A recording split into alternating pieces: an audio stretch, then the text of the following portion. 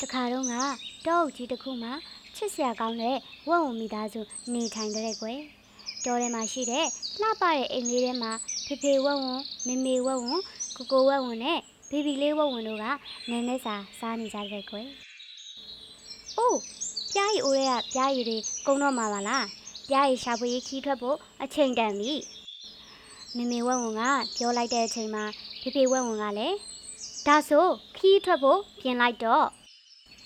ချက်ချင်းဆိုသလိုပဲမေမေဝက်ဝံကအသားညက်ပေါင်မုံတွေကိုထုတ်ပိုးလိုက်တယ်ဖေဖေဝက်ဝံကလည်းသူ့ရဲ့မြေပုံကိုယူလိုက်တဲ့ကွယ်ကိုကိုဝက်ဝံကတော့သူ့ရဲ့စူးစမ်းရှာဖွေရေးအုတ်ထုပ်ကိုစောင်းပြီးဘေဘီဝက်ဝံလေးကတော့တောင်းငယ်လေးတစ်ခုကိုတည်ဆောင်လာတဲ့ကွယ်အဲ့လိုနဲ့သူတို့ရဲ့ပြားရီရှာဖွေဖို့အတွက်အစင်တွေဖြစ်နေတာပေါ့ကွယ်ဝက်ဝံမိသားစုကစိမ့်လက်နဲ့တောအုပ်ထဲကိုလမ်းလျှောက်ပြီးတော့သွားကြတဲ့ကွယ်ပြီးတော့ငှက်ကလေးတွေရဲ့တီးဆိုတန်းကိုလည်းနားထောင်ကြတဲ့ကွယ်လက်ပြားတွေကလည်းပြန်ဝဲနေတာကိုကြည့်ရှုကြတဲ့ကွယ်ရုတ်တရက်ဖေဖေဝက်ဝံကတင်းငယ်တဲ့ပြားချီရလေးတွေကိုတွေ့လိုက်ရတဲ့ကွယ်ဟာဒီပြားလေးတွေကပြားရည်တွေရှိရာကိုလမ်းပြပေးနိုင်လိမ့်မယ်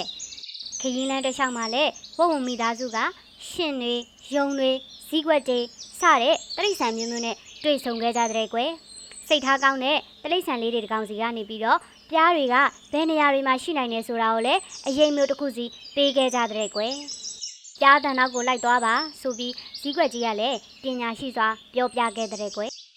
ဝက်ဝံမိသားစုကလည်းဇီးကွက်ကြီးပြောတဲ့အတိုင်းပြားတန်နောက်ကိုလိုက်သွားခဲ့ကြတဲ့ကွယ်